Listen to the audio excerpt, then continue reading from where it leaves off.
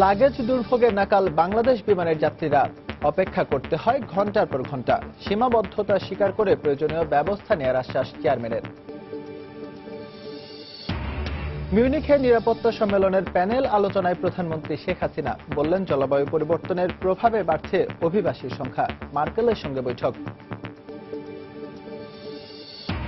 Value added service নিয়ে mobile phone অপারেটরদের বিরুদ্ধে ইচ্ছেমতো রেভিনিউ শেয়ারের অভিযোগ। ক্ষতিগ্রস্ত ক্ষুদ্র উদ্যোক্তারা। নীতিমালা করার আশ্বাস প্রতিমন্ত্রীর। 25 মার্চের কাল রাতকে গণহত্যা দিবসের স্বীকৃতি না দেয় হতাশ শহীদ পরিবারগুলো। মুক্তিযুদ্ধের ইতিহাস নিয়ে বিতর্ক এড়াতে সরকারকে উদ্যোগী হবার পরামর্শ। এবং জুতাপায়ে অনেকেই উঠে যাচ্ছেন শহীদ মিনারে। নষ্ট হচ্ছে পবিত্রতা, এখনই ব্যবস্থা নেওয়ার আহ্বান ভাষা সৈনিকদের।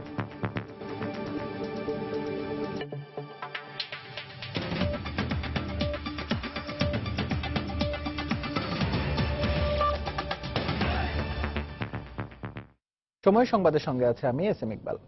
লাগেজ দুর্ভোগে নাকাল বাংলাদেশ বিমানের যাত্রীরা। বিমানবন্দরে নামার পর অপেক্ষায় থাকতে হচ্ছে ঘন্টার পর ঘন্টা।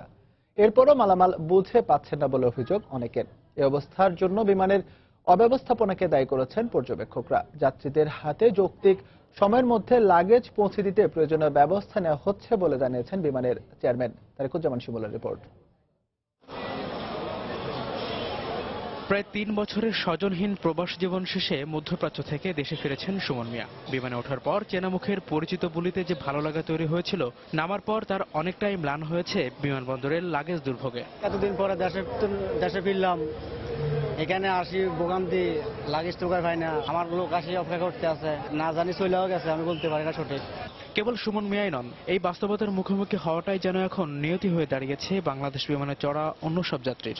দিন দিন অব্যবস্থায় বাড়তেছে। ইমিগ্রেশন পার হলাম, ট্রলি নেই, ট্রলির জন্য 2 ঘন্টা ভিতরে দাঁড়ায় থাকা। আমি নিজে এয়ারপোর্ট থেকে বেরোয়, আমি না সমস্ত যাত্রী আজকে এয়ারপোর্ট থেকে বেরোয় মেইন রোড পর্যন্ত যায় ট্রলি আনছে।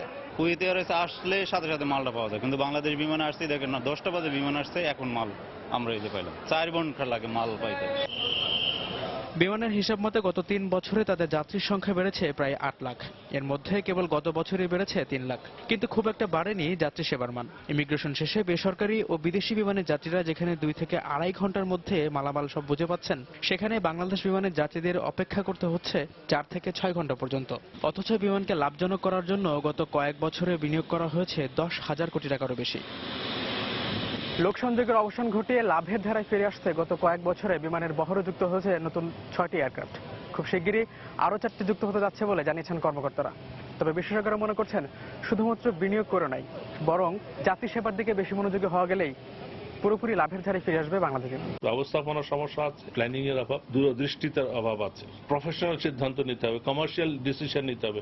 কমার্শিয়াল ডিসিশনের জন্য যা কিছু করার দরকার সেইভাবে নিতে হবে। বেল্টের স্বল্পতা সহ নানা কারণে লাগেজ জট সৃষ্টি হচ্ছে জানিয়ে বিমানের চেয়ারম্যান বলছেন, সমস্যা সমাধানের সব ধরনের ব্যবস্থা নেওয়া হচ্ছে। বেল্টের স্বল্পতা আছে, ইকুইপমেন্টের স্বল্পতা আছে। আমরা চেষ্টা করছি আগামী 3 মাসের ভিতর আমরা ফার্স্ট লাগেজ 30 মিনিটের মধ্যে লাগেজ বেল্টে আসবে এবং শেষ লাগেজ 80 থেকে 90 মিনিটের মধ্যে আসবে। এছাড়া দক্ষতা বৃদ্ধির পাশাপাশি আচরণে পেশাদারিত্ব আনতে বিমানের কর্মকর্তা কর্মচারীদের জন্য নিয়মিত প্রশিক্ষণের ব্যবস্থা করা হচ্ছে বলেও জানান তিনি। তারেকুজ্জামান শিমুল, সময় সংবাদ, ঢাকা। জলবায়ু পরিবর্তনকে বৈশ্বিক নিরাপত্তার অন্যতম হুমকি উল্লেখ করে প্রধানমন্ত্রী শেখ হাসিনা বলেছেন, এটি মোকাবেলায় বিশ্ব সম্প্রদায়কে এক হয়ে কাজ করতে হবে। শনিবার জার্মানিতে মিউনিখ নিরাপত্তা সম্মেলনের জলবায়ু বিষয়ক প্যানেল আলোচনায় অংশ নেন প্রধানমন্ত্রী। বলেন, জলবায়ু পরিবর্তনের প্রভাবে প্রতি বছর অভিবাসী হচ্ছেন লাখো মানুষ। নিরাপত্তা ঝুঁকিতে পড়ছে বিশ্ব। এর আগে জার্মান চ্যান্সেলর অ্যাঙ্গেলা মার্কেলের সঙ্গে দ্বিপাক্ষিক বৈঠকে রোহিঙ্গা ইস্যুতে বিশ্ব নেতাদের সহায়তা চান শেখ হাসিনা। জার্মানি থেকে চিত্র সাংবাদিক রেজাউল হকের পাঠানো ছবিতে রিপোর্ট।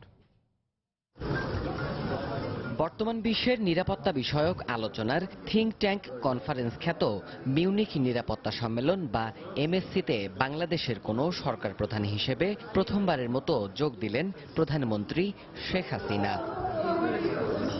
শনিবার স্থানীয় সময় দুপুরে মিউনিখের বেইরিশার হোফ হোটেলে ক্লাইমেট সিকিউরিটি গুড কপ ব্যাড কপস শীর্ষক প্যানেল আলোচনায় অংশ নেন সরকার প্রধান শেখ হাসিনা। প্রধানমন্ত্রী তার বক্তব্যে উল্লেখ করেন, বৈশ্বিক ও জাতীয় নিরাপত্তায় বড় সংকটের কারণ হয়ে দাঁড়িয়েছে জলবায়ু পরিবর্তন। বলেন, এর প্রভাবে অভিবাসীদের সংখ্যা প্রতিনিয়তই দীর্ঘ হচ্ছে। Climate induced migration. Millions are forced to move internally and internationally because of climate change. This is direct bearings on social and economic resources. জলবায়ুর বিরূপ প্রভাবে বৈশ্বিক অর্থনীতিতে যে পরিবর্তন আসছে সেটি সামাল দিতে বিশ্ব নেতাদেরও আহ্বান জানান Sheikh Hasina. Climate change is a global issue and its solution should also be global. It requires combined, concerted and coherent actions. এর আগে নিরাপত্তা সম্মেলনের মূল আনুষ্ঠানিকতার ফাঁকে স্থানীয় সময় বেলা 12:30টার পর হোটেল বেইরিশার হোফের অ্যাটিলিয়ার রেস্টুরেন্টে জার্মান চ্যান্সেলর অ্যাঙ্গেলা মার্কেলের সঙ্গে ঘণ্টাব্যাপী দ্বিপাক্ষিক বৈঠক করেন প্রধানমন্ত্রী। বৈঠকে বাংলাদেশের সন্ত্রাসবাদ দমন, আর্থসামাজিক উন্নয়ন, দারিদ্র্য বিমোচন সহ দুই নেতা কথা বলেন মিয়ানমার থেকে বাংলাদেশে অনুপ্রবেশ করা রোহিঙ্গা ইস্যুতেও। রোহিঙ্গাদের পুনর্বাসনে প্রধানমন্ত্রী বিশ্ব সম্প্রদায়ের সহায়তা চেয়েছেন বলে সাংবাদিকদের জানিয়েছেন প্রধানমন্ত্রীর প্রেস সচিব। মিয়ানমার যাদেরকে পুশ করা হয়েছে তাদের অবস্থা সম্পর্কে উনি জানতে চান জার্মানির চ্যান্সেলর। সেখানে আমাদের প্রধানমন্ত্রী বর্তমান অবস্থাটা বলেছেন, তাদেরকে রক্ষা করার জন্য আপাতত উনি একটা জায়গা ঠিক করেছেন, সেই জায়গাতে তাদের রাখা হবে। তো এই ব্যাপারে মাননীয় প্রধানমন্ত্রী আন্তর্জাতিক সম্প্রদায়ের কাছে আহ্বান জানিয়েছেন সাহায্য করার জন্য। এছাড়াও অ্যাঙ্গেলা মার্কেল ও শেখ হাসিনার বৈঠকে সন্ত্রাসবাদ দমনে দুদেশ একসাথে কাজ করতে একটি সমঝোতায় স্বাক্ষর করেছেন বলেও ব্রিফিংয়ে জানান পররাষ্ট্র সচিব শহীদুল হক। এরপর স্থানীয় সময় রাত 8টার কিছু পরে হোটেল ম্যারিয়ট থেকে সফর সঙ্গীদের নিয়ে মিউনিখ আন্তর্জাতিক বিমানবন্দরের উদ্দেশ্যে যাত্রা করেন প্রধানমন্ত্রী শেখ হাসিনা। সময় সংবাদ, মিউনিখ, জার্মানি। মুঠোফোনের SMS এর মাধ্যমে পরিচালিত ভ্যালু অ্যাডেড সার্ভিস ভ্যাস ব্যবসায় অসহযোগিতার অভিযোগ উঠেছে মোবাইল ফোন অপারেটরদের বিরুদ্ধে। ভ্যাস নীতিমালা না থাকায় মোবাইল অপারেটররা নিজেদের ইচ্ছেমতো রেভিনিউ শেয়ার করছে বলে অভিযোগ কন্টেন্ট প্রোভাইডারদের। এ কারণে মোবাইল ফোন গ্রাহকদের জন্য নতুন নতুন কন্টেন্ট তৈরি করা দেশীয় ক্ষুদ্র ও মাঝারি উদ্যোক্তারা ক্ষতিগ্রস্ত হচ্ছেন। তবে সম্ভাবনাময় এই শিল্পের জন্য শিগগিরই একটি ভ্যাস নীতিমালা করা হবে বলে জানিয়েছেন ডাক ও টেলিযোগাযোগ প্রতিমন্ত্রী। বিস্তারিত তানিন মেহেদি রিপোর্টে। নির্দিষ্ট শর্টকোডের মাধ্যমে মুঠোফোনের SMS এর মাধ্যমে দেয়া সেবা ভ্যালু অ্যাডেড সার্ভিস ভাস হিসেবে পরিচিত। বর্তমানে শিক্ষা, স্বাস্থ্য, ব্রেকিং নিউজ, যোগাযোগ, পর্যটন সহ বিভিন্ন তথ্য জানতে মুঠোফোন গ্রাহকরা এই সেবা নিয়ে থাকেন। দেশের ক্ষুদ্র ও মাঝারি উদ্যোক্তারা গ্রাহকদের সেবা দিতে প্রতিনিয়ত নতুন নতুন কন্টেন্ট তৈরি করছেন। তবে এসব কন্টেন্ট গ্রাহকদের কাছে পৌঁছে দিতে মোবাইল ফোন অপারেটরদের সহায়তা নিতে হয়। আর এই সহায়তা দিতে গিয়েই নিজেদের ইচ্ছেমতো রেভিনিউ শেয়ারিং এর অভিযোগ তাদের বিরুদ্ধে। আমি 8 কোটি মোবাইল গ্রাহকের কাছে নানা ধরনের কন্টেন্ট পৌঁছাতে পারি, কিন্তু আমার পৌঁছানোর রাস্তাগুলো এখনো পর্যন্ত মসৃণ না। টেলকোগুলো কোনো গাইডলাইন মেনে চলে না, তার স্বেচ্ছাচারীদের উপর নির্ভর করতে হয়। সমস্ত ব্যবসায়ী যদি তারা একাই করতে চান তাহলে আমরা ক্ষতিগ্রস্ত হচ্ছে আমাদের ছোট এবং মাঝারি যেসব ছোট ছোট ব্যবসা গড়ে তোলার চেষ্টা করছে, এই ব্যবসাগুলো ক্ষতিগ্রস্ত হচ্ছে। আমরা বিশেষ করে যেমন ধরেন ই-কমার্স কিংবা ভ্যালু অ্যাডেড সার্ভিস। সম্ভাবনাময় এই শিল্প রক্ষায় 2012 সালে একটি খসড়া ভাস নীতিমালা ডাক ও টেলিযোগাযোগ মন্ত্রণালয়ে পাঠায় বিটিআরসি, কিন্তু 4 বছরেও পূর্ণাঙ্গ নীতিমালা তৈরি হয়নি। তবে খসড়া নীতিমালাটি যাচাই বাছাই করে শিগগিরই একটি পূর্ণাঙ্গ ভাস নীতিমালা প্রণয়ন করা হবে বলে জানালেন ডাক ও টেলিযোগাযোগ প্রতিমন্ত্রী।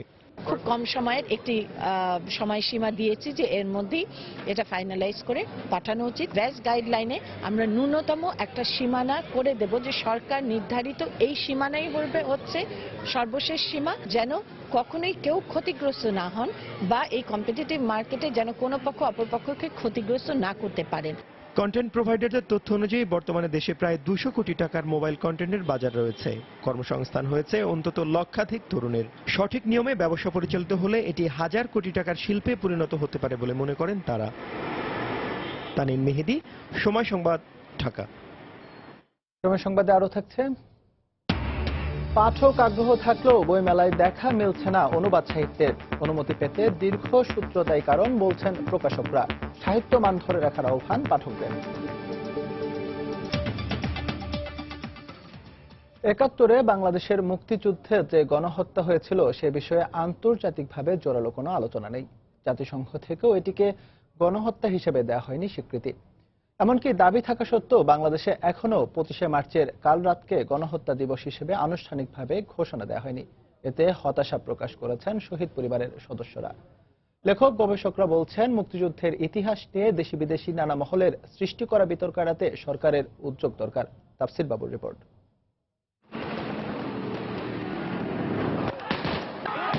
বাংলাদেশের মুক্তিযুদ্ধে পাক বাহিনীর যে গণহত্যা তার সূত্রপাত ৭১-এর ২৫শে মার্চ। এরপর থেকেই পুরো ৯ মাস সারা দেশের সবখানেই চলে পাকিস্তানি মিলিটারির হত্যাযজ্ঞ। তবে যুদ্ধের পর থেকেই ২৬শে মার্চকে স্বাধীনতা দিবস হিসেবে পালন করা হলেও ২৫শে মার্চের গণহত্যা নিয়ে নেই সরকারি কোনো আনুষ্ঠানিকতা। এমন অবস্থায় হতাশা প্রকাশ করে মুক্তিযুদ্ধের লেখক, গবেষক ও ইতিহাসবিদরা বলছেন, এই দিনে শহীদদের আনুষ্ঠানিকভাবেই স্মরণ করা উচিত সরকারের। আমার মনে হয় যে এটা আরো বড় করে পালন করা উচিত। এটা আমাদের একটা সরকারি পর্যায়ে কোনো স্বীকৃতি পায় নাই। এই গণহত্যা দিবস পালন শুধু আমাদের নয়, পৃথিবীর বিভিন্ন জায়গায় এই জিনিসটি বোঝাতে পারবে যে গণহত্যাটা হয়েছিল এবং পাকিস্তানি এবং তাদের সহযোগীরা এই গণহত্যা করেছিল। ১৯৪৮ সালে জাতিসংঘে গৃহীত এক কনভেনশনে গণহত্যার ৫টি বৈশিষ্ট্য উল্লেখ করা হয়। এর মধ্যে কোনো ঘটনায় একটি বৈশিষ্ট্য প্রমাণ হলেই সেটি গণহত্যা হিসেবে স্বীকৃত হবে। কিন্তু ৫টি বৈশিষ্ট্যের মধ্যে ৪টি বৈশিষ্ট্যই পাক বাহিনীর কর্মকাণ্ডে পাওয়া গেলেও এ বিষয়ে আন্তর্জাতিক অঙ্গনে তেমন কোনো তৎপরতা ছিল না সরকারের। আর সেই সুযোগে আন্তর্জাতিক অঙ্গনে পাকিস্তান সরকার তো বটেই, পাকিস্তান প্রভাবিত বিভিন্ন মহল থেকেও গণহত্যা নিয়ে নানা রকম প্রশ্ন তোলা হয়। পাকিস্তান বাংলাদেশের বিতর্ক প্রতিরোধেই গণহত্যার আন্তর্জাতিক স্বীকৃতি পেতে সরকারকে কাজ করার পরামর্শ লেখক গবেষকদের। আন্তর্জাতিক কোনো দিবসকে বাংলাদেশ এককভাবে করতে পারে না, সরকার থেকে এখানে একটা প্রস্তাব যেতে হবে আন্তর্জাতিক মহলের কাছে। এটি হলে মুক্তিযুদ্ধের ইতিহাসটি আর কখনো বিকৃত হবে বলে আমার মনে হয় না। ১৯১৫ সালের আর্মেনীয় গণহত্যা কিংবা দ্বিতীয় বিশ্বযুদ্ধের হলোকাস্ট কিংবা ১৯৭৫ সালে পূর্ব তিমুরে যে হত্যাকাণ্ডগুলো ঘটেছিল আন্তর্জাতিকভাবে সেগুলো গণহত্যা হিসেবেই স্বীকৃত। তবে ৭১-এর মুক্তিযুদ্ধে ৩০ লাখ বাঙালি হত্যার ঘটনা ঘটলেও এ বিষয়ে আন্তর্জাতিকভাবে তেমন কোনো আলোচনা নেই।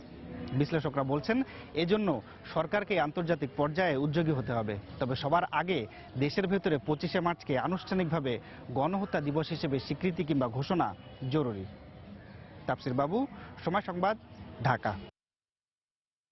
বাঙালি চেতনার মূল উৎস শহীদ মিনার, কিন্তু জুতা পায়ে মিনারের মূল বেদিতে উঠে যাচ্ছেন অনেকেই। এতে নষ্ট হচ্ছে স্মৃতির মিনারের পবিত্রতা। জাতি হিসেবে একে চরম লজ্জার বলে মনে করেন ভাষা সৈনিকরা।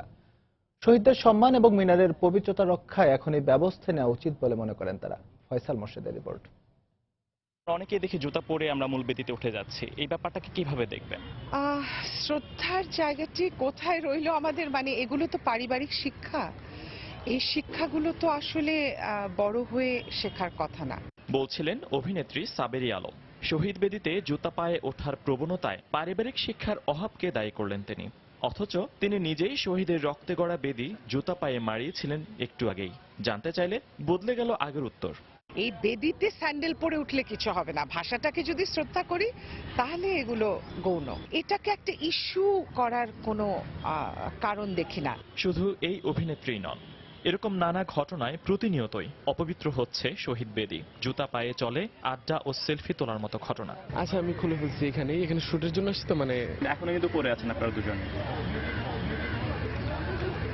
পরাধীনতার শেকল ভাঙার প্রথম গল্প রচিত হয় ৫২-র ২১শে ফেব্রুয়ারি। বুকের তাজা রক্ত ঢেলে দিয়ে যারা আমাদের জন্য ভাষার স্বাধীনতা এনে দিয়েছিলেন তাদের স্মরণে নির্মিত হয় এই শহীদ মিনার।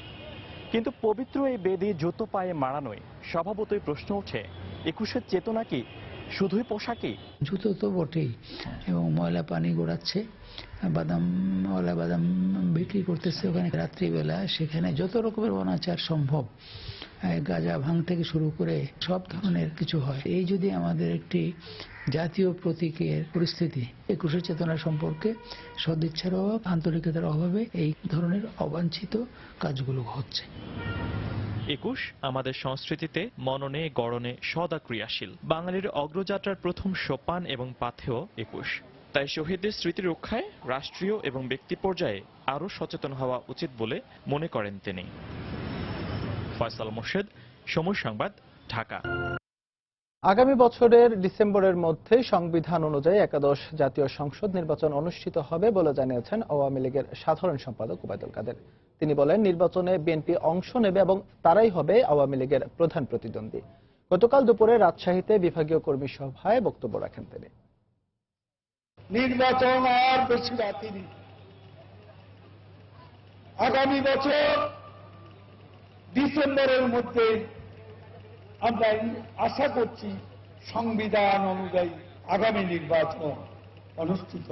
সবাইকে অনুরোধ করব, প্রস্তুত হয়ে যান। বিএনপি এখন যত এলোমেলো, ভোটের রাজনীতিতে বিএনপিকে তুচ্ছ করে দেখার কোনো উপায় নেই। আগামী ইলেকশনে তারা আসবে এবং আমাদের প্রধান প্রতিদ্বন্দ্বী তারাই হবে। খুব সহজ প্রতিদ্বন্দ্বী হবে, এটাও মনে করা কোনো কারণ নেই। দ্রুতই নির্বাচনকালীন সহায়ক সরকারের রূপরেখা দেয়া হবে বলে জানিয়েছেন বিএনপি মহাসচিব মির্জা ফখরুল ইসলাম আলমগীর। তিনি বলেন, একটি অবাধ নিরপেক্ষ নির্বাচনের জন্য নির্বাচন কমিশনের পাশাপাশি একটি সহায়ক সরকার প্রয়োজন, যাতে সব দল নির্বাচনে অংশ নিতে পারে। গতকাল দুপুরে ভোলায় বিএনপির ত্রিবার্ষিক সম্মেলনে যোগ দিয়ে কথা বলেন তিনি।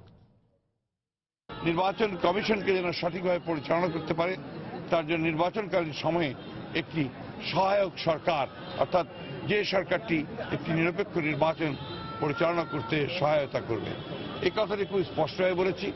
আমরা খুব অল্প দিনের মধ্যেই সহায়ক সরকারের রূপরেখা আমরা দেব। আমরা ইতিবাচক রাজনীতি করতে চাই। আমরা আশা করি যে সরকারও তাদের সাড়া দিয়ে তারা ইতিবাচক রাজনীতি করবে। দেশনেত্রী বেগম খালেদা জিয়াকে রাজনীতি নির্বাচন দূরে সরিয়ে রাখার যে কোনো প্রচেষ্টা করলে জনগণ তা মেনে নেবে না। বরিশালের কীর্তনখোলা নদীতে একটি তেলবাহী ট্যাঙ্কারের ইঞ্জিন বিস্ফোরিত হয়ে 4 জন দগ্ধ হয়েছেন। এদের মধ্যে গুরুতর অবস্থায় 3 জনকে প্রথমে বরিশাল শেরে বাংলা মেডিকেল কলেজ হাসপাতালে ভর্তি করা হয়, পরে তাদের ঢাকা মেডিকেলে নেওয়া হয়। ফায়ার সার্ভিস জানায়, গত রাত 8:30টার দিকে কীর্তনখোলা নদীর চরকাওয়া প্রান্ত থেকে একটি অ্যাঙ্কারেজ নামের ওই জাহাজটি শহরের যমুনা ডিপোতে যাওয়ার জন্য ইঞ্জিন চালু করতে গেলে তা বিস্ফোরিত হয়ে আগুন লেগে যায়। এতে জাহাজের প্রধান চালক শহীদুল ও সহকারী চালক হুমায়ুন সহ 4 জন দগ্ধ হন। খবর পেয়ে ফায়ার সার্ভিস ঘটনাস্থলে পৌঁছে আগুন ছড়িয়ে পড়ার আগেই নিয়ন্ত্রণে আনে। ট্যাঙ্কারটিতে প্রায় 9.5 লাখ লিটার জ্বালানি তেল রয়েছে বলে জানিয়েছে কর্মীরা।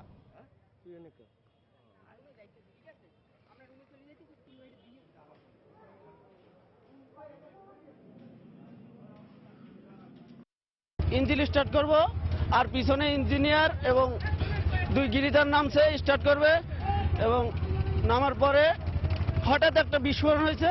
আমরা সামনে গেছি নোংর হাফেজ দিতে, তারপরে আর কি একটা বিকট একটা শব্দ হয়েছে। সে শব্দতে তো সবগুলো উড়ে নিয়ে গেছে, মানে গ্রিল মিল সবই আগুন ধরে গেছে। প্রথমে অগ্নি নির্বাপন করি এবং উদ্ধার করে তাদেরকে সেবাচি মেডিকেলে ট্রান্সফার করছি। 3 জনের অবস্থা খুবই আশঙ্কাজনক ছিল, তাদের আমরা প্রাথমিক চিকিৎসা এখানে দিচ্ছি। একজনের অবস্থা একটু ভালো ছিল, তাকে সার্জারিতে পাঠানো হয়েছে। আর যে বাকি 3 জন, তার ভিতর একজনের 40% বার্ন প্লাস হেড ইঞ্জুরি হয়েছে, ওনার কান দিয়ে এবং নাক দিয়ে রক্ত পড়তেছে। আর বাকি 2 জনের শ্বাসনালীতে ইঞ্জুরি হয়েছে। সময় সংবাদে আরো থাকছে, মুকুলে ভরে গেছে চাঁপাইনবাবগঞ্জের আম বাগানগুলো। এবারও বাম্পার ফলনের আশা। পোকার আক্রমণ ঠেকাতে বালাইনাশক ব্যবহারের পরামর্শ গবেষকদের। পাঠকের আগ্রহ থাকলেও বাংলাদেশে অনুবাদ সাহিত্য ও সাহিত্যিকের সংখ্যা অনেক কম। প্রকাশকরা বললেন, বিদেশি লেখকদের বই প্রকাশের অনুমতি পাওয়ার দীর্ঘসূত্রতার কারণে অনুবাদ সাহিত্য প্রকাশে আগ্রহী হন না অনেকে। পাঠকদের অভিযোগ, অনেক ক্ষেত্রেই বাংলা ভাষায় অনুদিত বইয়ে সাহিত্য রস পাওয়াই যায় না। ফখরুল শাহিনের রিপোর্ট। বিদেশের কালোত্তীর্ণ সাহিত্যের প্রতি আকর্ষণ পাঠক মাত্রেরই সহজাত, আর সেসব সাহিত্যকর্মের রসাস্বাদনের অন্যতম মাধ্যম অনুবাদ সাহিত্য। বাংলা সাহিত্য যেগুলি পড়ি সেগুলি হয়তো আলাদা একটা ইমেজ থাকে বা আলাদা একটা অনুভূতি বা আবেগ থাকে, কিন্তু অনুবাদ সাহিত্য পড়তে গেলে এই আবেগ বা এই অনুভূতিটা আসে না। যেসব প্রকাশনীগুলো অনুবাদ করে সেগুলো আজ থেকে 200 বা 300 বছর আগে বিশ্বের অন্যান্য দেশে লেখা হয়েছে ওই বইগুলো। সাধারণত আমাদের পাবলিশাররা এটার জন্য আলাদা কোনো এডিটর রাখেন না বলে যেটা হয় যে আমরা যখন অনুবাদ করে বই জমা দিচ্ছি সেইটা একজন প্রুফ রিডার প্রুফ দিচ্ছেন, যার হয়তো কোনো সেন্স নাই। সাহিত্যিকরা বলছেন বাংলা সাহিত্যকে আরো সমৃদ্ধ করতে অনুবাদ সাহিত্যের উপর জোর দেয়া দরকার। অনুবাদ করা তো একটা কষ্টসাধ্য সময় সাপেক্ষ ব্যাপার, সেটার জন্য তো তার কিছু সম্মানী প্রত্যাশা থাকে, যদিও অনেকে সেই প্রত্যাশা ছাড়াই করেন। জোরে সোরে আমরা দেখতে পাচ্ছিলাম নতুন নতুন অনুবাদ করার উদ্যোগ, কিন্তু সেটা কিছুটা হয়তো সীমিত হয়ে গেছে। এরপরে বলবো যে আরো শুধু আমি সাহিত্যের কথা বলছি কেন, অনুবাদের তো দরকার পাঠ্যপুস্তকে। প্রকাশকরা বলছেন অনুবাদ সাহিত্যের বই প্রকাশের ক্ষেত্রে রয়েছে নানা প্রতিবন্ধকতা। এটা বেশ সময় সাপেক্ষ ব্যাপার অনুবাদের লাইসেন্স করাটা। ওদের সাথে কথা বলতে হয়, তারপর ওরা ডকুমেন্টেশন করে, একটা বড় নাম্বার কপির রয়্যালটি অ্যাডভান্স করতে হয়। অনুবাদ সাহিত্যকে আরো গুরুত্ব দিতে এই বিভাগটি নতুন উদ্যমে চালু করা হবে বলে জানান বাংলা একাডেমির মহাপরিচালক। আমরা চেষ্টা করব এই বইমেলার পরেই অনুবাদ নিয়ে একটু বিশদভাবে বসে চিন্তা ভাবনা করে আমাদের এখানকার 2-3 জন আর বাংলা ভাষাভাষী অন্য অঞ্চলের যারা বাংলা এবং ইংরেজি দুটোই ভালোভাবে জানেন তাদের দিয়ে করানোর জন্য। বাংলা ভাষায় প্রকাশিত বই বিভিন্ন ভাষায় অনুদিত হলে বিশ্বে বাংলা সাহিত্যের পাঠকের সংখ্যা আরো বাড়বে বলে মত বিশেষজ্ঞদের। ফখরুল শাহীন, সময় সংবাদ, ঢাকা। রাজশাহীতে কাউসার আলী নামে গুলিতে একজন নিহত হয়েছেন। র্যাবের দাবি বন্দুকযুদ্ধে নিহত কাউসার আলী ডাকাত দলের সদস্য। র্যাব জানায় গতরাতে মতিহার থানার বুধপাড়া এলাকায় টহল দিতে গেলে র্যাবের গাড়ি লক্ষ্য করে অতর্কিত হামলা চালায় ডাকাত দলের সদস্যরা। আত্মরক্ষার্থে র্যাবও পাল্টা গুলি ছোড়ে, শুরু হয় বন্দুকযুদ্ধ। এক পর্যায়ে ডাকাত দল পিছু হটলে ঘটনাস্থলে কাউসারকে গুলিবিদ্ধ অবস্থায় পড়ে থাকতে দেখা যায়। উদ্ধার করে রাজশাহী মেডিকেল কলেজ হাসপাতালে নিলে কর্তব্যরত চিকিৎসক তাকে মৃত ঘোষণা করেন। নিহত কাউসারের বিরুদ্ধে হত্যা, ডাকাতি সহ 4টি মামলা রয়েছে। মুকুলে ভরে গেছে চাঁপাইনবাবগঞ্জের আম বাগানগুলো। গতবারের মতো এবারও বাম্পার ফলনের আশা বাগান মালিকদের। তবে পোকার আক্রমণ ও প্রতিকূল আবহাওয়া নিয়ে কিছুটা শঙ্কা রয়েছে তাদের। পোকার আক্রমণ ঠেকাতে বালাইনাশক ব্যবহারের পরামর্শ দিয়েছেন গবেষকরা। চাঁপাইনবাবগঞ্জ প্রতিনিধি মোহাম্মদ আল মাহবুবকে সঙ্গে নিয়ে সাইফুর রহমান রকির রিপোর্ট। ক্যামেরায় ছিলেন হাবিবুর রহমান পাপ্পু। গাছে গাছে মুকুল আসতে শুরু করেছে আমের রাজধানী চাঁপাইনবাবগঞ্জে। আম বাগানগুলো এখন ভরে উঠেছে মুকুলে। গেল কয়েক বছরে এ অঞ্চলের উঁচু নিচু জমিতে গড়ে উঠেছে 2500-এরও বেশি ছোট বড় আম বাগান। এখানে রয়েছে ল্যাংড়া, ফজলি, গোপালভোগ, হিমসাগর, ক্ষীরসাপাত ছাড়াও দুধসর, কালীভোগ, তোতাপুরি সহ প্রায় 200-রও বেশি জাতের আম। চলতি মৌসুমে তেমন একটা কুয়াশার আধিক্য না থাকায় প্রায় 80% বাগানে মুকুল এসেছে। ভালো ফল পেতে এখন বাগান পরিচর্যার কাজে পুরোদমে ব্যস্ত মালিকরা। আবহাওয়া খারাপ হলে তো নষ্ট হওয়ার সম্ভাবনা আছে, তার জন্য আমরা ব্যবস্থা নিচ্ছি, স্প্রে করছি। ধরেন গিয়ে ময়লা মাটির জন্য মাছি টাছি যা আছে সব মরবে। ভালো ফলনের অগ্রসর হওয়ার জন্য আমরা প্রচুর চেষ্টা চালাচ্ছি। মুকুলে ক্ষতিকর হোপার পোকার আক্রমণ ঠেকাতে আম বাগানের মালিকরা নিয়মিত কীটনাশক প্রয়োগ করছেন। তবে বৈরী আবহাওয়াকে নিয়ে দুশ্চিন্তা কাটছে না তাদের। পোকামাকড় এগুলো দমন হয়েছে একবার, আপাতত আবার যেগুলো এখন আক্রমণ হবে আবার স্প্রে করব। বিষ প্রয়োগ করছে কীটনাশক বিভিন্ন ধরনের, যেন এই জিনিসটা হোপার পোকা দমন হয়ে যায়। আর ফল গবেষণার সাথে জড়িত কর্মকর্তারা আমের উৎপাদন বাড়াতে বাগানে কীটনাশক প্রয়োগ সহ নানা পরামর্শ দিচ্ছেন। 70 থেকে 80% মুকুল এসে গেছে একটা গাছে। আমরা সেই সব গাছে সাইপারমেথ্রিন গ্রুপের অথবা এমিডাক্লোপিড এই গ্রুপের ঔষধ হপারকে দমন করার জন্য, এবং এর সাথে ছত্রাক একটা রোগ সেটাকে দমন করার জন্য ম্যানকোজেব গ্রুপের যদি এইটা দেয় তাহলে আর ওই রোগগুলো হবে না, আর হপার পোকাও দমন হবে। কৃষি সম্প্রসারণ অধিদপ্তরের দেয়া তথ্য অনুযায়ী এবছর চাঁপাইনবাবগঞ্জে 24,260 হেক্টর জমির বাগানে 2 লাখ মেট্রিক টন আম উৎপাদনের লক্ষ্যমাত্রা নির্ধারণ করা হয়েছে। গত বছর ছিল 1,84,000 মেট্রিক টন। সাইফুর রহমান রকি, সময় সংবাদ, চাঁপাইনবাবগঞ্জ। সুযোগ সুবিধা ছাড়াই কক্সবাজারে নামে বেনামে গড়ে উঠেছে অসংখ্য হোটেল। মৌসুম বুঝে অতিরিক্ত অর্থ হাতিয়ে নিচ্ছে হোটেল মালিকরা, এমন অভিযোগ পর্যটকদের। হোটেল কর্তৃপক্ষের দাবি প্রশাসনিক জটিলতার কারণে পর্যটকদের জন্য তেমন বিশেষ কিছু করতে পারছেন না তারা। সুজাউদ্দিন রুবেলের তথ্য, মোহাম্মদ ফরাজের ছবি নিয়ে ডেস্ক রিপোর্ট। ফেনীল ঢেউ আছড়ে পড়ছে কক্সবাজারের বালুকাময় সৈকতে, পাশেই সবুজ পাহাড়। সাগর পাড়ের সত্যিকারের মনোরম পরিবেশ খোঁজে বছর জুড়ে হাজার হাজার পর্যটক ছুটে আসেন বিশ্বের দীর্ঘতম সৈকতের এই শহরে। কিন্তু শুধুমাত্র সমুদ্র সৈকত আর হোটেল ছাড়া যেন পর্যটকদের দেখার কিছুই নেই। তাই সুযোগ সুবিধা ছাড়া নামে বেনামে গড়ে ওঠা হোটেলগুলো মৌসুম বুঝে আদায় করছে অতিরিক্ত টাকা। এতে পর্যাপ্ত সুযোগ সুবিধা না থাকায় কক্সবাজার ভ্রমণের প্রতি আগ্রহ হারিয়ে ফেলছে পর্যটকরা। আর জরাজীর্ণ 3 মোটেল নিয়ে নীরব ভূমিকায় রয়েছে পর্যটন কর্পোরেশন। ফরেস্টার মানের বলে 2000 টাকার রেন্টকে ওরা 5000 করে দিচ্ছে, এভাবে কিন্তু নিয়ে নিচ্ছে সবার থেকে। যখন আমি সিজনে আসি, যদি ওদের চাপ বেশি থাকে, 7000 টাকার যে রুমটা ওরা এটাকে 12000 টাকা বানায় ফেলা। এইসব কারণে দেখা গেছে যে আমরা এই জায়গায় আসার ইন্টারেস্টটা হারায় ফেলি। প্রশাসনিক জটিলতার কারণে পর্যটকদের জন্য কিছুই করা যাচ্ছে না বলে দাবি হোটেল মালিক সমিতির নেতার। পর্যটকদের বিনোদনের জন্য কিছু প্রোগ্রাম করার চেষ্টা করি, কিন্তু সেই প্রোগ্রামগুলো প্রশাসনিক অনুমতির যে জটিলতা, এই কয়েকটা টেবিল ঘোরা লাগে একটা অনুমতির জন্য, যার কারণে আমরা হতাশ হয়ে আর এই প্রোগ্রামগুলো করি না। পর্যটন কর্পোরেশনের ম্যানেজার জানান, আন্তর্জাতিক মানের সুযোগ সুবিধা নিয়ে পর্যটকদের জন্য গড়ে তোলা হবে এক্সক্লুসিভ জোন। খালি যেসব জায়গা রয়েছে যেখানে উন্নয়ন করার প্রয়োজন আছে, সেসব জায়গায় একদম আন্তর্জাতিক মানের সব সুযোগ সুবিধা সম্পন্ন এক্সক্লুসিভ ট্যুরিস্ট জোন থেকে আরম্ভ করে ট্যুরিস্টদের দিন থেকে রাত সেবা দেওয়ার জন্য সব ধরনের ব্যবস্থা থাকবে। সবগুলো আন্তর্জাতিক মানেরই হবে। সৈকতের এই শহরে প্রতি বছর 10 লাখের বেশি বিনোদন প্রেমীর আগমন ঘটে। সময় সংবাদ, কক্সবাজার। পটুয়াখালীর মির্জাগঞ্জ উপজেলার অর্ধ শতাধিক সরকারি প্রাথমিক বিদ্যালয়ে দীর্ঘদিন যাবৎ প্রধান শিক্ষক ও সহকারী শিক্ষকের অনেক পদ শূন্য রয়েছে।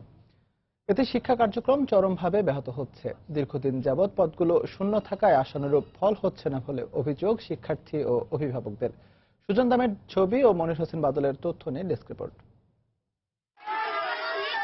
পটুয়াখালী জেলার মির্জাগঞ্জ উপজেলায় মোট 142টি সরকারি প্রাথমিক বিদ্যালয় রয়েছে। এর মধ্যে মেন্দিয়াবাদ, কপালবেড়া, দরগাহ শরীফ, ভাজনা মনোহার খালি, চালিতা বুনিয়া, শ্রীনগর ও দক্ষিণ ভয়াং সহ বিভিন্ন প্রাথমিক বিদ্যালয়ে দীর্ঘদিন ধরে প্রধান শিক্ষক নেই। পাশাপাশি সহকারী শিক্ষকের পদও শূন্য রয়েছে।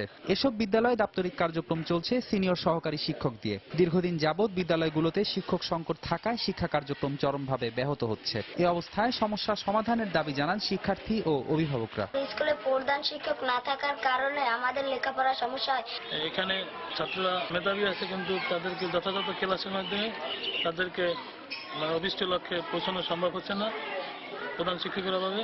যদি সরকার আমাদের প্রধান শিক্ষক শীঘ্রই দেয়, তাহলে আমাদের অভিভাবকদের একটা চাপ থেকে মুক্তি পাবো এবং ওদের লেখাপড়াটা আরো সুন্দর হবে, ভালো হবে। প্রধান শিক্ষক না থাকায় দাপ্তরিক কার্যক্রম চলছে সিনিয়র সহকারী শিক্ষক দিয়ে। এতে শিক্ষা কার্যক্রম চরমভাবে ব্যাহত হচ্ছে বলে জানান সহকারী শিক্ষকরা। প্রধান শিক্ষকের যে কার্যক্রম তার সহকারী শিক্ষক প্রাপ্ত তারই করতে হয়। অফিসের অনেক কাজ করা লাগে, যার কারণে ক্লাসগুলো ঠিকমতো চালিয়ে নিতে পারি না। আগামীতে সহকারী শিক্ষক নিয়োগের শূন্য পদগুলো পূরণ করা হলে সমস্যার সমাধান হবে বলে জানালেন জেলা প্রাথমিক শিক্ষা কর্মকর্তা। আমরা স্কুলের শিক্ষক এবং প্যানেল শিক্ষক থেকে সহকারী শিক্ষকের পদ পূরণ করার চেষ্টা করছি। আর প্রধান শিক্ষকরা দ্বিতীয় শ্রেণীর পদমর্যাদায় উন্নীত হওয়াতে তাদের নিয়োগ বা পদোন্নতি এখন আর আমাদের হাতে নেই, এটা উচ্চ পর্যায় থেকে হবে। উপজেলায় 20,000 শিক্ষার্থীর শিক্ষা কার্যক্রম চালানোর জন্য 142টি প্রধান শিক্ষকের পদের মধ্যে 50টি এবং 445টি সহকারী শিক্ষকের মধ্যে শূন্য রয়েছে 43টি। সময় সংবাদ, পটুয়াখালী। কোটি কোটি মানুষের মধ্যে বই পড়ার অভ্যাস জাগিয়ে তুলে সর্বজন শ্রদ্ধেয় হয়েছেন তিনি। সেই আলোকিত মানুষ করার কারিগর আব্দুল্লাহ আবু সাইদ জানালেন, তার জীবনের সবচেয়ে বড় কষ্ট নিজে লেখক হতে না পারা। বিশ্ব সাহিত্য কেন্দ্রের কার্যক্রম নিয়ে তেমন একটা অসন্তুষ্টি না থাকলেও প্রতিষ্ঠানটি নিয়ে বছরের পর বছর কর্মব্যস্ত জীবন পার করায় লেখক হতে পারেনি বলে আক্ষেপ করেন তিনি। কলকাতায় বিশিষ্টজনদের দেওয়া সংবর্ধনা অনুষ্ঠানে কথা জানান এই শিক্ষাবিদ। কলকাতা থেকে সুব্রত আচার্যের পাঠানো তথ্য ছবি নিয়ে ডেস্ক রিপোর্ট। শনিবার সন্ধ্যায় কলকাতার আইসিসিআর গ্যালারিতে আব্দুল্লাহ আবু সাইদকে উত্তরীয় পরিয়ে সংবর্ধনা দেন পশ্চিমবঙ্গের বিশিষ্ট কবি অলোক রঞ্জন দাশগুপ্ত, সৌরিন ভট্টাচার্য এবং প্রখ্যাত সঙ্গীত শিল্পী প্রতুল মুখোপাধ্যায়। সংক্ষিপ্ত সূচনা পর্ব শেষ করে অনুষ্ঠানের সঞ্চালক উপস্থিত দর্শকদের আব্দুল্লাহ আবু সাইদকে প্রশ্ন করার সুযোগ করে দেন। আর এতেই উঠে আসে বই পড়ার আন্দোলনের নানা স্মৃতি, নানা ঘটনা। ছেলেবেলার একটা গল্প, সেটা হচ্ছে আমরা কি মূল্যবোধের সামনে বড় হয়েছিলাম। অনুষ্ঠান শেষে সময় টেলিভিশনকে দেয়া একান্ত সাক্ষাৎকারে নিজের আক্ষেপ আর কষ্ট নিয়েও কথা বলেন আলোকিত মানুষ গড়ার এই কারিগর। অনেক কাজে অনেক দায়ে আমি আমার সবচেয়ে ভালোবাসার জিনিস লেখা, আমি লেখক হতে চেয়েছিলাম, সেটা করতে পারি, এই দুঃখটা আমার আছে। এমন একজন গুণী মানুষকে কাছে পেয়ে স্বভাবতই বেশ উচ্ছ্বসিত পশ্চিমবঙ্গের বিশিষ্টজনেরা। তারা মনে করেন আব্দুল্লাহ আবু সাইদের হাত ধরে বই পড়ার এই উদ্যোগ পশ্চিমবঙ্গেও ছড়িয়ে দেওয়া সম্ভব। ইনি কি করে এরকম একটা প্রকল্প করে সেটাকে একেবারে সার্থকভাবে রূপায়িত করলেন, এটা একটা অসাধ্য সাধন আমার কাছে মনে হয়। এরকম কিছু কাজ পশ্চিমবঙ্গেও করা সম্ভব নয় আমি মনে করি না। এই আদর্শ সামনে রেখে আমরা হয়তো কিছু কাজ করতে পারি। শুধু বাংলাদেশ নয়, বই পড়ে আলোকিত মানুষ হয়ে সেই আলোকরশ্মি পশ্চিমবঙ্গেও ছড়িয়ে দিতেই এমন একটি আয়োজন বলে জানান উদ্যোক্তারা। শুধু বাংলাদেশে আলোকিত মানুষ দিয়ে বাংলা সংস্কৃতি শিল্পের উন্নতি বোধহয় সম্ভব না, আমাদের পশ্চিমবঙ্গেও আলোকিত মানুষ চাই। তাকে সম্বর্ধিত করতে পেরে কলকাতাবাসীর পক্ষ থেকে, পশ্চিমবঙ্গবাসীর পক্ষ থেকে আমরা সেই বীজটিকে রোপণ করতে চাইছি। বিশ্ব সাহিত্য কেন্দ্রের বর্তমান পাঠক সংখ্যা প্রায় 25 লাখ। আগামী 2 বছরে এ সংখ্যা 50 লাখ ছাড়িয়ে যাওয়ার পাশাপাশি গোটা বাংলাদেশে সংগঠনটি বিস্তার লাভ করবে বলেও দৃঢ় আশাবাদ ব্যক্ত করেন আব্দুল্লাহ আবু সাইদ। সময় সংবাদ, কলকাতা। দেশের বাইরের খবর। ইসলাম সন্ত্রাসবাদের উৎস নয় বলে মন্তব্য করেছেন জার্মান চ্যান্সেলর অ্যাঙ্গেলা মার্কেল। মিউনিখে অনুষ্ঠিত নিরাপত্তা সম্মেলনে মার্কিন ভাইস প্রেসিডেন্ট মাইক পেন্সের সঙ্গে বৈঠক শেষে তিনি মন্তব্য করেন। মার্কেল বলেন, বিশ্বব্যাপী সন্ত্রাস দমনে সবাইকে এক হয়ে কাজ করতে হবে। 7টি মুসলিম প্রধান দেশের নাগরিকদের যুক্তরাষ্ট্রে প্রবেশে ট্রাম্পের নিষেধাজ্ঞার সমালোচনা করেন মার্কেল। ইউরোপীয় ইউনিয়নের সঙ্গে রাশিয়ার সম্পর্ক স্থাপন এক চ্যালেঞ্জ বলেও জানান মার্কেল। তবে মধ্যপ্রাচ্যে আইএস সহ জঙ্গি দমনে রাশিয়া সহ সবাইকে এক হয়ে কাজ করার আহ্বান জানান তিনি। এদিকে ন্যাটোর সঙ্গে যুক্তরাষ্ট্রের সম্পর্ক অটল রাখার কথা জানিয়েছেন মার্কিন ভাইস প্রেসিডেন্ট মাইক পেন্স। তিনি বলেন, যুক্তরাষ্ট্র ইউরোপীয় ইউনিয়নকে সমর্থন দিয়ে যাচ্ছে এবং আগামীতেও তা অব্যাহত রাখবে।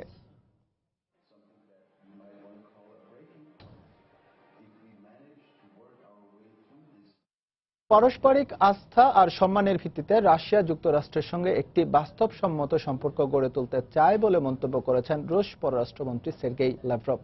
শনিবার জার্মানির মিউনিখে নিরাপত্তা সম্মেলনে একথা বলেন তিনি। একই সঙ্গে তার সরকার যুক্তরাষ্ট্রের সঙ্গে সম্পর্ক উন্নয়নে বদ্ধপরিকর উল্লেখ করে তিনি বলেন, বৈশ্বিক স্থিতিশীলতা প্রতিষ্ঠায় দুদেশেরই সমান দায়িত্ব রয়েছে। যুক্তরাষ্ট্রের স্বাধীনতা লাভে রাশিয়ার বড় ভূমিকা রয়েছে জানিয়ে লাভরভ বলেন, অতীতে কখনোই দুই দেশ সরাসরি কোনো দ্বন্দ্বে জড়ায়নি। Человечество сегодня стоит на перепутье, целый исторический этап, отвод тяжелых вооружений и выстояние. Россия немало сделала для поддержки এবার খেলার খবর জানাবো। রোলবল বিশ্বকাপের খবর। ছুটে চলেছে স্বাগতিক বাংলাদেশের জয়ের ট্রেন। রোলবল বিশ্বকাপে মিয়ানমারকে 11-0 গোলে বিধ্বস্ত করেছে লাল সবুজের প্রতিনিধিরা। দারুণ ওই জয়ে দ্বিতীয় রাউন্ড নিশ্চিত করল বাংলাদেশ পুরুষ দল। প্রথম দুটি ম্যাচে হংকং ও ভুটানকে হারানোর আত্মবিশ্বাস নিয়ে মাঠে নামা বাংলাদেশ শুরু থেকে আক্রমণাত্মক খেলে। প্রথমার্ধেই 6-0 গোলের ব্যবধানে এগিয়ে থেকে বিরতিতে যায় স্বাগতিকরা। দ্বিতীয়ার্ধেও সেই ছন্দ ধরে রাখে বাংলাদেশ। মিয়ানমারের জালে আরও 5টি গোল করে বাংলাদেশের রোলাররা। আর তাই মিয়ানমার পুরো ম্যাচে হয়ে পড়ে অসহায়। বাংলাদেশের জালে তারা একটি গোলও দিতে পারেনি। তাই শেষ পর্যন্ত 11-0 ব্যবধানে জয় নিয়ে দ্বিতীয় রাউন্ড নিশ্চিত করে মাঠ ছাড়ে পুরুষ দল। এই ম্যাচে হৃদয় 3টি, আরাফাত ও সাগর করেন 2টি করে গোল।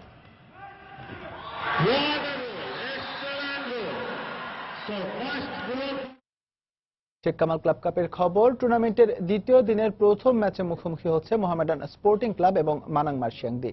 দেশের ঐতিহ্যবাহী ক্লাব মোহামেডানের লক্ষ্য সেমিফাইনাল খেলা। অন্যদিকে মানাং মার্শিয়াংদি বদ্ধপরিকর জয়ের ব্যাপারে। দিনের দ্বিতীয় ম্যাচে বর্তমান চ্যাম্পিয়ন আবাহনীর এবারের মিশন শুরু করতে চায় জয় দিয়ে, এমনটাই জানালেন কোচ সাইফুল বারী টিটু। জয়ের ব্যাপারে আশাবাদী শাহিন আজমাইও। দিনের প্রথম ম্যাচটি শুরু হবে বিকেল 3টায় আর দ্বিতীয় ম্যাচটি শুরু হবে সন্ধ্যা 7টায়। চট্টগ্রাম থেকে আরো জানাচ্ছেন পার্থপ্রতিম বিশ্বাস। ক্যামেরায় ছিলেন আশরাফুল আলম মামুন। গেল আসরে ফেভারিট না হলেও শেখ কামাল আন্তর্জাতিক ফুটবল টুর্নামেন্টে কলকাতার ইস্ট বেঙ্গল দলকে হারিয়ে চমক সৃষ্টি করেছিল চট্টগ্রাম আবাহনী। এবারও ঘরের মাঠ, সাথে বর্তমান চ্যাম্পিয়নশিপের তকমা। সেক্ষেত্রে বাড়তি কিছুটা চাপ অনুভব করতেই পারে স্বাগতিকরা। প্রস্তুতির জন্য পর্যাপ্ত সময় না পেলেও জয় দিয়ে মিশন শুরু করতে চায় কোচ সাইফুল বারী টিটু। প্রথম ম্যাচটা খুব ইম্পর্টেন্ট আমাদের কাছে এবং টিমটা সম্পর্কে হয়তো আমরা অত বেশি ধারণা নাই, বাট আমরা আশা করছি যে প্রথম ম্যাচটা জিতে আমরা ভালো একটা ফ্লাইং স্টার্ট দিতে পারবো। তারকা কিংবা বিদেশি খেলোয়াড়ের ছড়াছড়ি নেই যুদ্ধ বিধ্বস্ত দেশ আফগানিস্তানের ক্লাব শাহিন আসমাইর। প্রতিকূল অবস্থার সাথে লড়াই করে টিকে থাকা দলটির প্রতিটি সদস্যই জয়ের ব্যাপারে আশাবাদী। দেখুন, এখানকার আবহাওয়া অনেক গরম, আমরা অনেক প্রতিকূলতার মাঝেও এখানে এসেছি, আশা করছি জয় নিয়েই ফিরবো।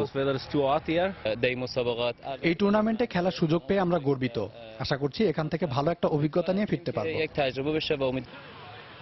এক সময়ের প্রতাপশালী ক্লাব ঢাকা মোহামেডানের বর্তমান অবস্থা খুব একটা ভালো না। গেল প্রিমিয়ার লিগের তলানিতে থাকা সাদা কালোরা বিভিন্ন ক্লাব থেকে ফুটবলার ধার নিয়ে এই টুর্নামেন্টের জন্য কোনো রকমের প্রস্তুতি নিয়েছে দলটি। অনেক প্রতিদ্বন্দ্বিতাপূর্ণ টুর্নামেন্ট, এখন শুধু ফোকাস অনলি কালকের ম্যাচ নিয়ে আমরা ফোকাস করতেছি ইনশাল্লাহ। যেহেতু গ্রুপিং এ সবাই আমাদের চেয়ে খারাপ বলতে পারবো না, সবাই ভালো টিম, সো ফার্স্ট ম্যাচটা আমি এসিটিস হিসেবে নিতে যাচ্ছি আর কি। অন্যদিকে নেপালের মানাং মার্শিয়াংদি ক্লাবটির জাতীয় ও বিদেশি ফুটবলারের সমন্বয়ে অনেকটাই গোছানো। আমাদের বিদেশি 2 জন এবং জাতীয় দলের 8 জন খেলোয়াড় রয়েছেন। আমরা ঘরোয়া ফুটবলে 3টি ট্রফি জিতেছি। সব মিলিয়ে এই টুর্নামেন্টে শিরোপা জয়ের জন্য নিজেদেরকে যথেষ্ট পরিমাণ সামর্থ্যবান মনে করছি আমরা। আশা করি শিরোপা জয়ী হিসেবে দেশে ফিরতে পারবো। টুর্নামেন্টের দ্বিতীয় দিনে প্রথম খেলায় মুখোমুখি হবে মোহামেডান স্পোর্টিং ক্লাব ও মানাং মার্শিয়াংদি ক্লাব। পার্থপ্রতিম বিশ্বাস, সময় সংবাদ, চট্টগ্রাম। এই পর্যায়ে শীর্ষ সংবাদগুলো জানিয়ে দিচ্ছি আরেকবার। লাগেজ দুর্ভোগে নাকাল বাংলাদেশ বিমানের যাত্রীরা, অপেক্ষা করতে হয় ঘন্টার পর ঘন্টা।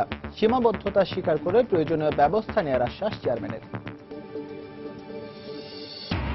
মিউনিখের নিরাপত্তা সম্মেলনের প্যানেল আলোচনায় প্রধানমন্ত্রী শেখ হাসিনা বললেন, জলবায়ু পরিবর্তনের প্রভাবে বাড়ছে অভিবাসীর সংখ্যা। মার্কেলের সঙ্গে বৈঠক। ভ্যালু অ্যাডেড সার্ভিসে মোবাইল ফোন অপারেটরদের বিরুদ্ধে ইচ্ছেমতো রেভিনিউ শেয়ারের অভিযোগ। ক্ষতিগ্রস্ত ক্ষুদ্র উদ্যোক্তারা, নীতিমালা করার আশ্বাস প্রতিমন্ত্রীর। 25 মার্চের কালো রাতকে গণহত্যা দিবসের স্বীকৃতি না দেয় হতাশ শহীদ পরিবারগুলো। মুক্তিযুদ্ধের ইতিহাস নিয়ে বিতর্ক এড়াতে সরকারকে উদ্যোগী হবার পরামর্শ। এবং জুতা পায়ে অনেকেই উঠে যাচ্ছেন শহীদ মিনারে, নষ্ট হচ্ছে পবিত্রতা। এখনই ব্যবস্থা নেওয়ার আহ্বান ভাষা সৈনিকদের। এই ছিল এখনকার মতো। যে কোনো খবর পেতে ভিজিট করুন সময়নিউজ.টিভি। যে কোনো বাংলা লিংক ও রবি নম্বর থেকে সময় সংবাদের খবর ও অনুষ্ঠান সম্পর্কে জানতে এবং যে কোনো তথ্য সময় সংবাদকে জানাতে ডায়াল করুন 16242 নম্বরে। এছাড়া এইমাত্র পাওয়া খবর আপনার মোবাইল ফোনে পেতে SMS করুন *BN লিখে পাঠিয়ে দিন 16242 নম্বরে। সঙ্গে থাকুন সময়।